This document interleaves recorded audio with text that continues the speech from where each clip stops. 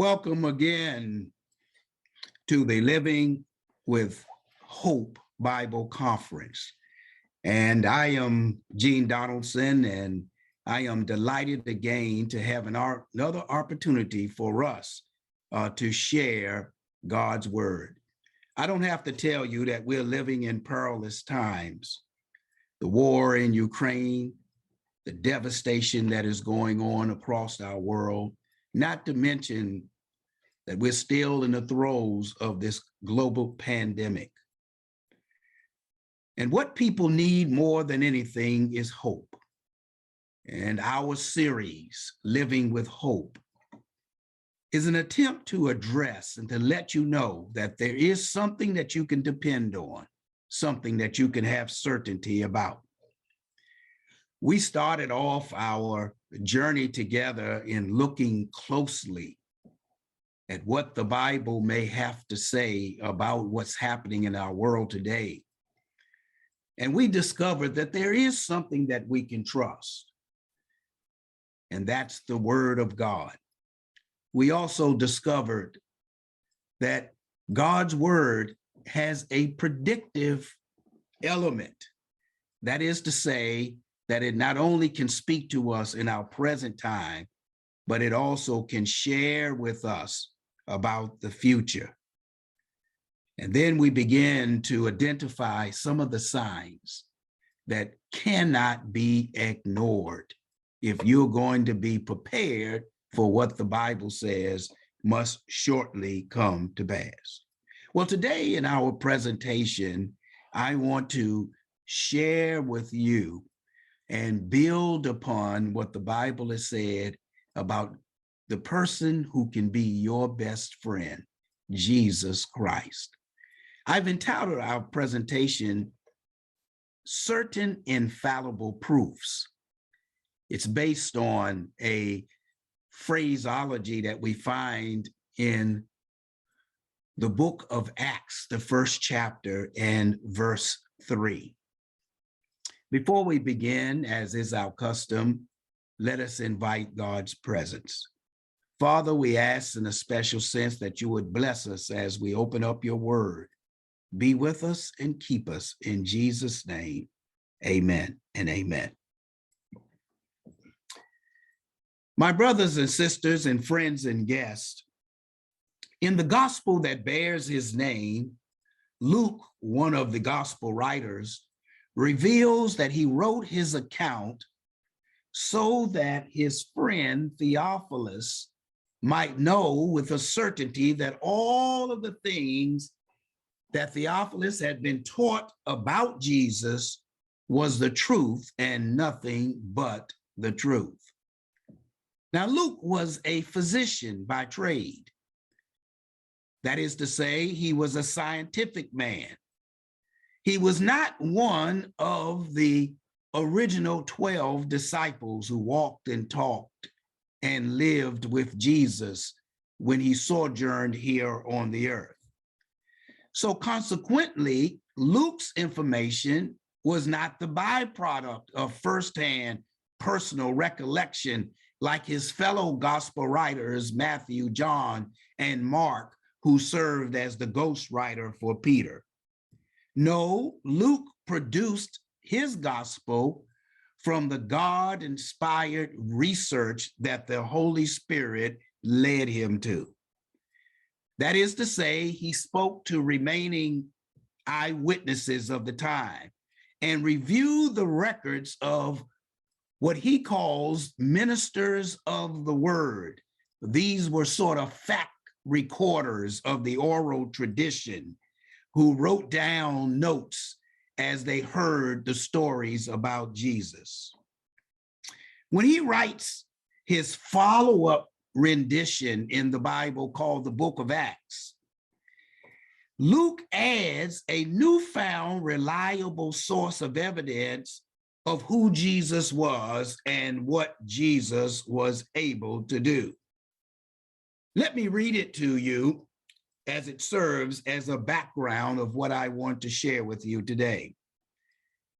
Luke says in the book of Acts, the first chapter, reading verses 1 to 3, that the former account I made, O Theophilus, of all that Jesus began to do and to teach. That is to say, when I wrote you the book of Luke, I wrote you about all of the things that Jesus began to do and teach. Now I'm writing you a version, he says, about what happened when Jesus was taken up and presented himself alive after his suffering. And then he uses this strange but provocative language, by many infallible proofs. He calls them certain infallible proofs. In other words, proofs that verify and support the unerring validity of Scripture, but don't ask a person to believe because they are based entirely on Scripture. Infallible proofs, non-biblical, unmistaken, conclusive evidence that what the Bible has declared is factual, relevant, and totally reliable. Now, as I reflected on the uncertain times in which we live, it dawned on me that there are certain infallible proofs that offer chewable comfort and steadfast hope, as meaningful to us today as any quoted Bible promise. Let me share a couple in the time that we have together, certain infallible proofs.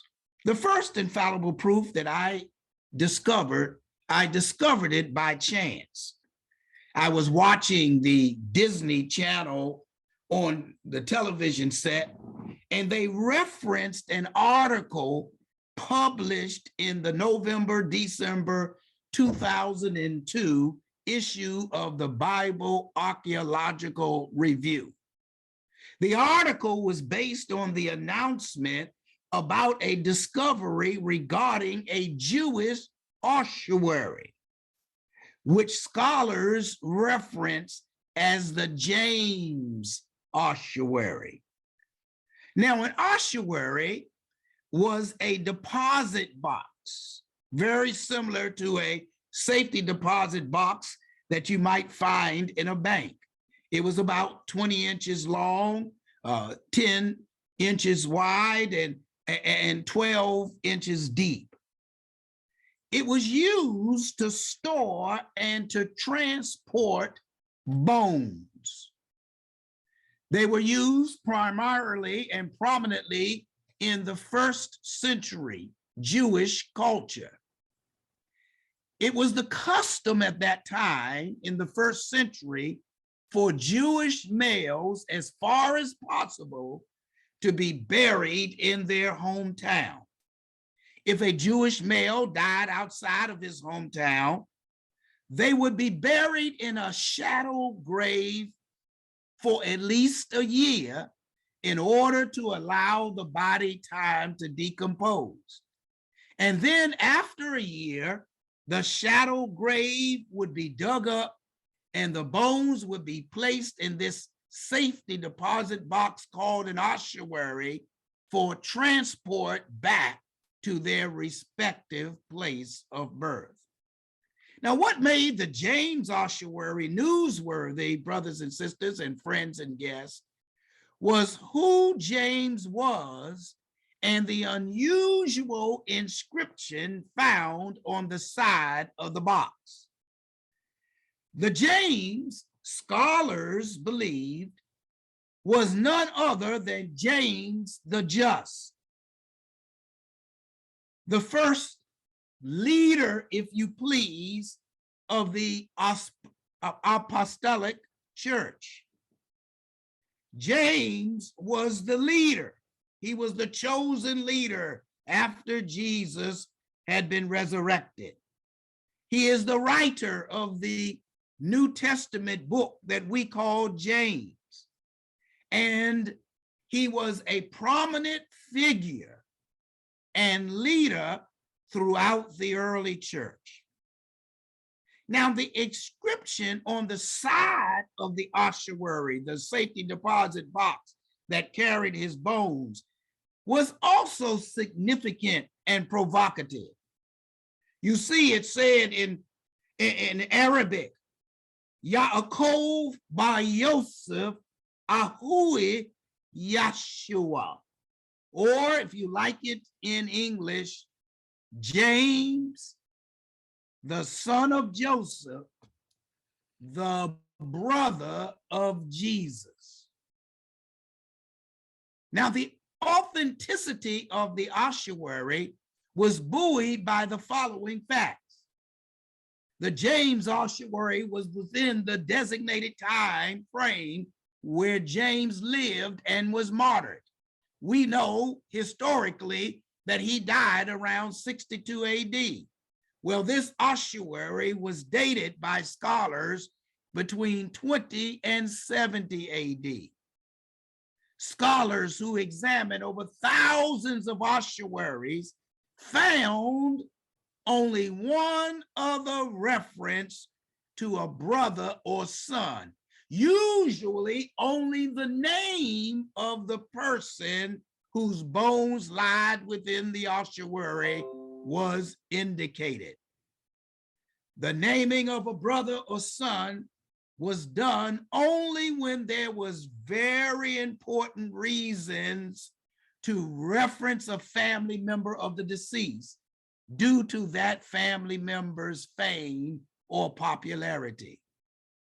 Another interesting anomaly is this: a statistical analysis of the probability of occurrence of a person being named James with a father being named Joseph and a brother being named Jesus in ancient Jerusalem during the time that this ossuary was obviously made was exactly one. In other words, brothers and sisters and friends and guests, we have an infallible proof outside of the parameters of the Bible that let us know unequivocally that Jesus, the personality, was real.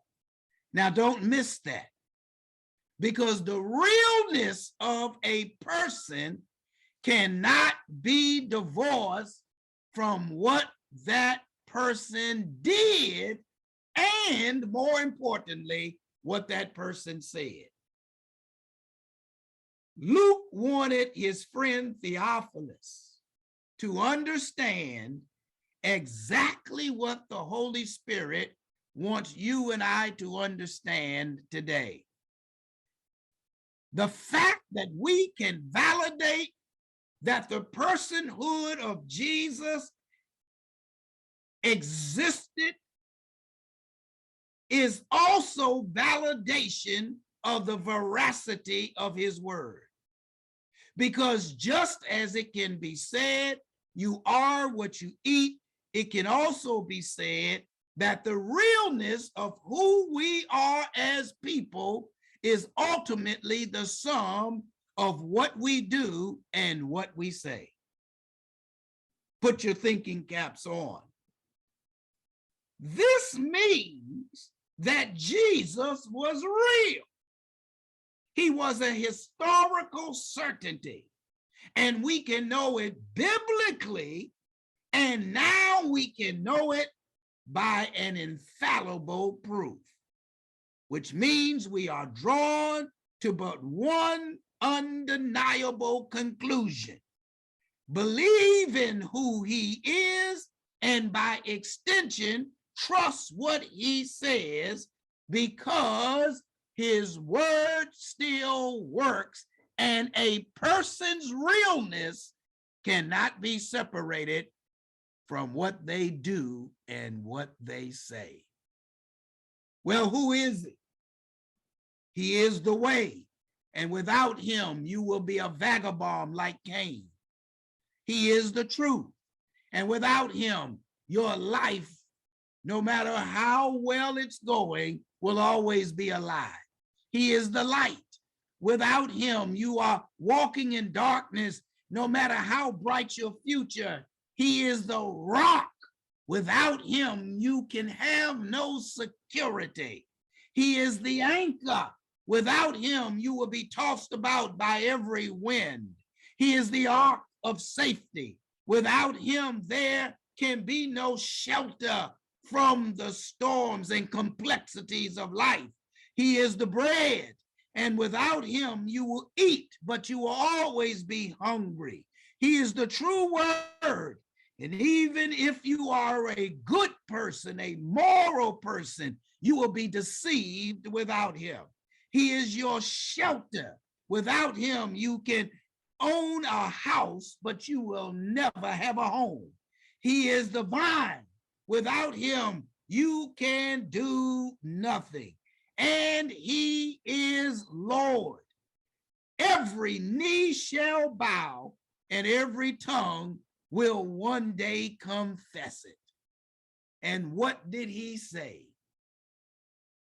Well, he said these words amongst many things that he said, as Moses lifted up the serpent in the wilderness, even so must I be lifted up, that whosoever believes in me should not perish, but have everlasting life. For God so loved the world that he gave me his only begotten son, that whosoever believes in me should not perish, but have everlasting life. For God did not send me, his son, into the world to condemn the world, but that the world through me might be saved. And he who believes in me is not condemned, but he who does not believe in me is condemned already, because he has not believed in me. What I'm trying to suggest to you today, that in this acute time of pandemic peril, polluted politics, cultural crisis, man's inhumanity to man, where religion has been relegated to the irrelevance, this topsy-turvy time where countries make up truncated cases in order to attack another one, this time where digital Babylon rules and reigns and threatens to create internet harlots of us all, this time where artificial intelligence defines what we ought to believe and what we ought to think, we have an anchor of hope who can steal our souls and keep us steadfast and sure while the billows roll. Jesus is real, and that indisputable and undeniable fact is exactly what we need in these tumultuous times. Luke said to his friend Theophilus in the book of Acts, I am writing to you after doing due diligence, after having perfect understanding, that you can know with unerring certainty that Jesus is the truth and nothing but the truth. Jesus is real. Let that fact sink in. Because if you allow it to sink in, that very fact means that what he did and what he said is also just as reliable as his realness, which means, brothers and sisters, and friends and guests, it doesn't take a PhD to know that the most important question confronting any of us is not my job, not who I will marry, not my circumstances, not my health condition. It is, what will I do with this Jesus? And how do I relate to who he is and what he says? Hear me now. For the most important fact to consider, even in the midst of the times in which we are living, is, do I know Jesus and does he know me? The most important comfort that you can have in what seems like a hopeless situation is blessed assurance, Jesus is mine. Oh, what a foretaste of glory divine. I like the way the songwriter said it. Alfred Ackley declared, I serve a risen Savior. He's in the world today. I know that he is living, no matter what other men may say. For I see his hand of mercy. I hear his voice of cheer. And just the time I need him, he's always near. He's in the world around me. I see his loving care. And though my heart grows weary, I never will despair. For I know that he is leading through all the stormy blasts, and his day is appearing.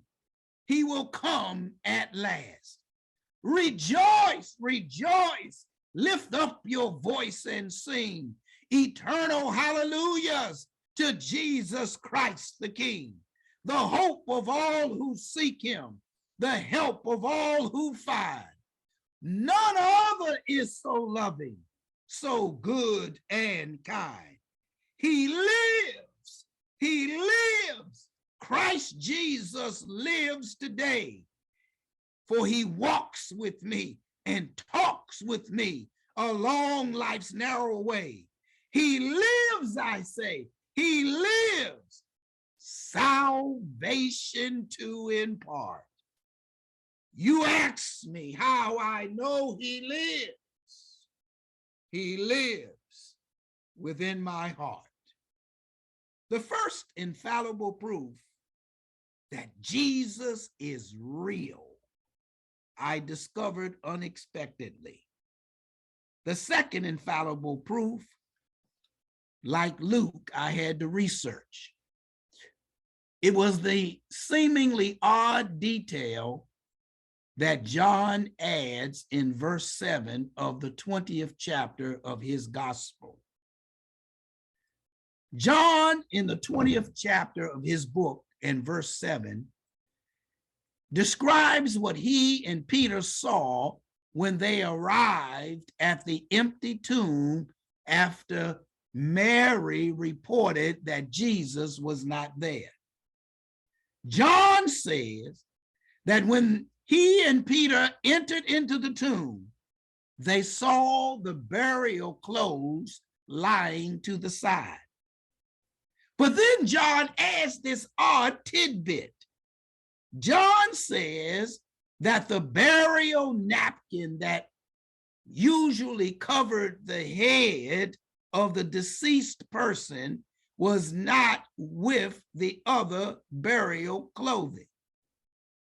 John says instead it was intentionally folded neatly, obviously separated, and deliberately set in a place all by itself. I said to myself when I read that, why does John go out of his way to specifically mention a napkin?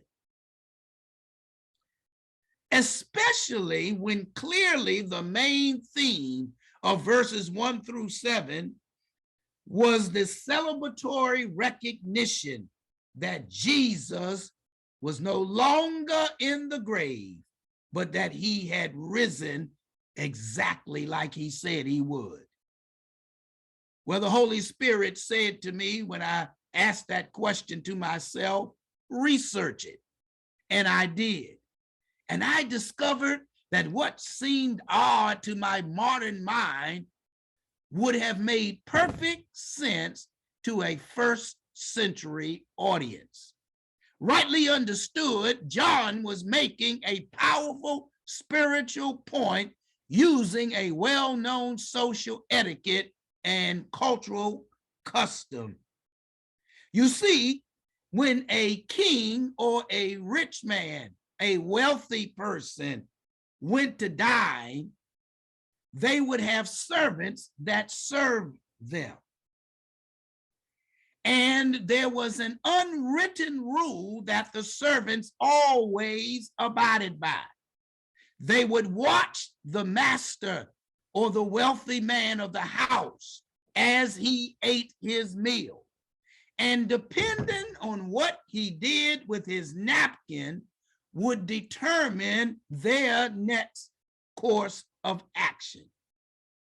If the wealthy person, the king, the rich person, got up from the table to leave the room, but took their napkin and crumbled up their napkin, wiped their mouth, crumbled it up, and then placed it in their plate, then the servant knew without having to be told that when the master got up and left the room, that the servant was now free to come and to pick up the dishes and to clear the table. It was a clear sign that the master was not planning to return. But if the master took his napkin, wiped his mouth, but neatly folded the napkin, did not place it crumbled up inside of his plate, got up from the table, walked out of the room, the servant knew without being told to stand down, to stand back. Do not go and clean up the table, because the napkin neatly folded was an indication, a nonverbal signal to the servants that though the master had left the room, he was planning to return and resume eating his meal. He was, in other words, not done. Now, don't miss that. For when John purposely references that the napkin was neatly folded, he was providing an infallible proof that not only was Jesus risen from the grave, because he and Peter could validate that, because when they got to the grave, the tomb was empty. But that same Jesus, John is also saying that he planned to come back again. John was proclaiming that it is true that Jesus rose from the grave. He was saying, I know it is fact because I was personally there. Peter and I saw it with our own eyes. But by adding that the napkin was folded, John was also proclaiming the certainty of Christ's return, as if it were a fact, even though it had not yet occurred. Just like the servant knew with a certainty that when the master folded his napkin, left the room, that he was coming back, John was saying the napkin was folded in the tomb. And that means with a certainty, even though it has not yet occurred, that Jesus Christ is coming back again. John was making a definitive statement that just as it is fact that Jesus arose from the grave, it is also certain that he will return, because he is not done yet. A fact substantiated both by scripture and now by an infallible proof of a napkin and a social custom. The risen Christ, brothers and sisters, is also the reliable Christ. But not only is the risen Christ the reliable Christ, he is also, thanks be to God, the returning Christ. Just like the personhood of Jesus was a fact, so his word and deeds are as sure as his person. But just as sure as Christ arose from an empty tomb is fact, so is the promise of his soon return. And that's good news. Good news for all who decide to take up Jesus and his John 3:16 promise that if anybody believes in him, they shall not be condemned. That's good news for those who face the robust challenges of the evil one who walks around like a roaring lion, seeking whom he may devour. That's good news for those who find themselves overwhelmed and helpless and hopeless or hollow in this world today. It's good news because I heard the one who is real and reliable and risen and soon returning say, let not your heart be troubled. You believe in God, believe also in me. For I go to prepare a place for you. And if I go and prepare a place for you, here it is, I will come again and receive you to myself, that where I am, there you may be also. That's good news, brothers and sisters, because it means there is hope for the present and certainty for the future for those who know Jesus in a genuine way. Beloved, now is the time to hold on, press together, stand resolute, hang in there, weather the storms. Now is the time to not allow life circumstances to make it hard to see that when you cannot see his hand, trust his heart. Now is the time to understand that Jesus is real. Jesus is reliable. Therefore, no matter how bad things get, the worst things can never be the last things. Now is the time to know that Jesus is risen. And if he is risen, he is also returning, which means he's not done yet. How do I know? Well, I know because the Bible tells me so. How do I know? Well, I also know if I never pick up a Bible through certain infallible proofs.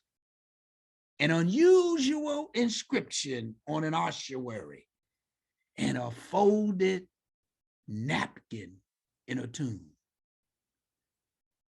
The Spirit of God says to each one of us, let him or her who has an ear hear the last words of the one who is real, reliable, risen, and returning. The last words of Jesus are this: surely I come quickly. And I say, let him or her who is convinced and converted about the one who is real, reliable, risen, and returning,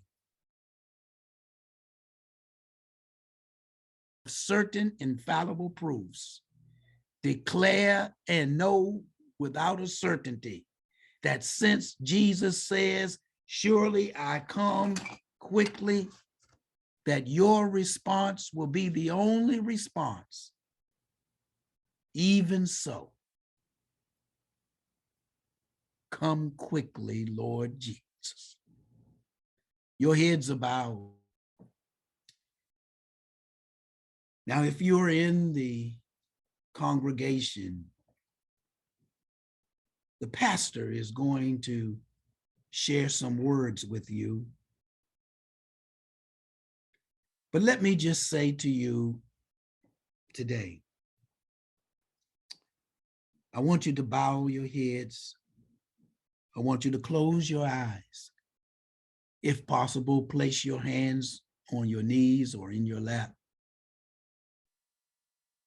I want you to deliberately breathe from your diaphragm.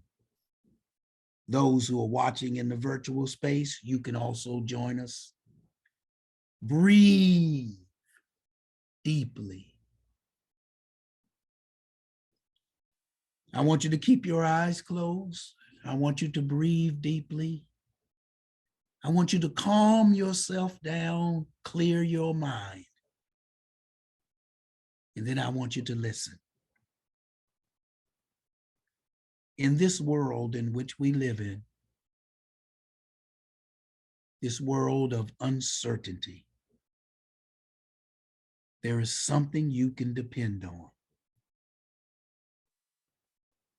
And that's Jesus Christ. The Bible holds as its hero the only person that can help us in this present world and give us a surety and certainty for the world yet to come. My appeal to you today is that you make sure that you are connected in a genuine way to this real, reliable, returning Savior. It's easy to do. All you got to do is accept the promise that Jesus made. Whosoever believes in me, I will in no wise cast out. For God did love the world that he gave me. Whosoever believeth in me should not perish, but have everlasting life. While your head is bowed and your eyes are closed, you're breathing in an intentional way. I want you to reflect just on yourself. And I want you to hear the words of Jesus as if they are speaking directly to you and no one else.